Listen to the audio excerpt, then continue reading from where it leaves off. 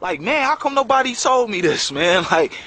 Like I was reading it and just feeling like I've been lied to my whole life. Like, all the answers to life questions for me were right there in the Quran. And I just never picked it up and really sat down and read it. And trust me, at that point I was reading a whole lot of stuff, man. I read Message to the Black Man and all the literature from the Nation of Islam. I studied the lessons, the 120, the history of the Father, all the stuff from the Nation, from the 5 percenters and everything. I was reading the stuff New Wabians was putting out. I was reading about Buddhism, Judaism, everything. Jehovah's Witness, the different forms of Christianity, the different denominations or whatever. And I sat down and read that Quran, man, and I said, how come nobody ever told me this, man?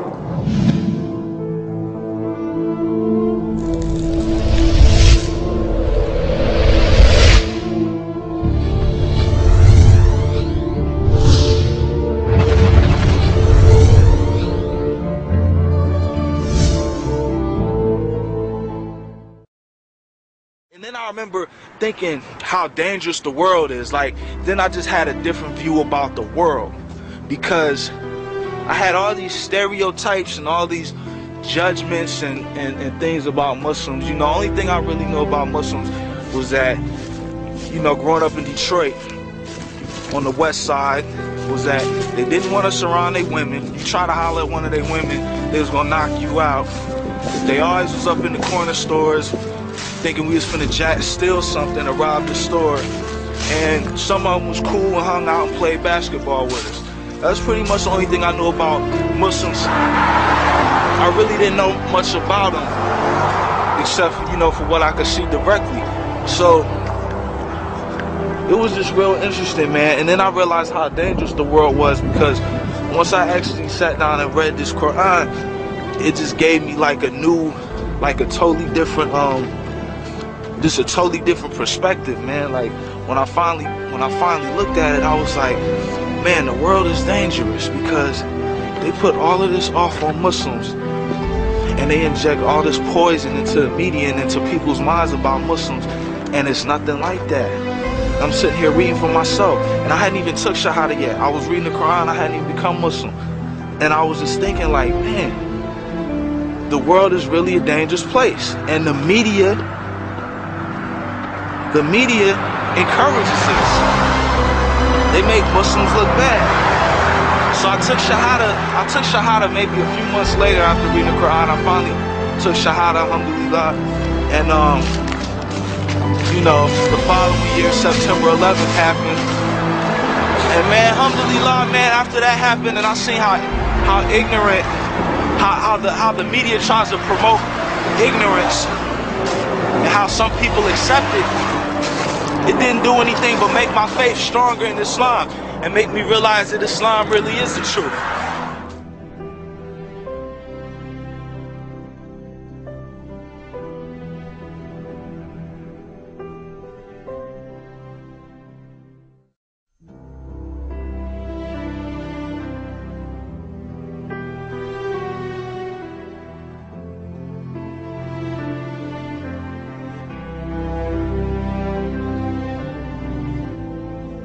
In a verse of the Quran, the fecundating characteristic of the winds and the formation of rain as a result are mentioned.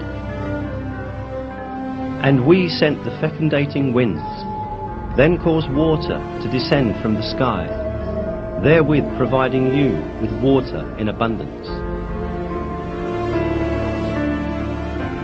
Until the beginning of the 20th century, the only relationship between the wind and the rain that was known was the wind driving clouds. However, modern meteorological findings have demonstrated the fecundating role of the winds in the formation of rain. This fecundating function of the wind works in the following way. On the surface of oceans and seas, countless air bubbles form because of the foaming action. The moment these bubbles burst, thousands of tiny particles with a diameter 1/100th of a millimeter are thrown into the air. These particles, known as aerosols, mix with dust carried from land by winds and are carried to upper layers of the atmosphere. These particles, carried to higher altitudes by winds, come in contact with water vapour up there. Water vapour condenses around these particles and turns into water droplets. These water droplets first come together and form clouds, and then fall on the earth in the form of rain.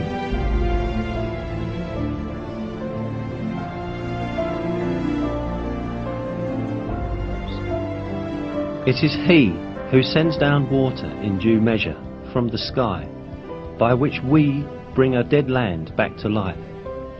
That is how you too will be raised from the dead.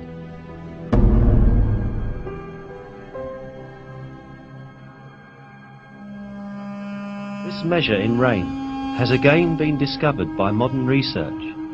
It is estimated that in 1 second, approximately 16 million tons of water evaporate from the earth. This figure amounts to 513 trillion tons of water in 1 year. This number is equal to the amount of rain that falls on the earth in 1 year. This means that water continuously circulates in a balanced cycle according to a measure.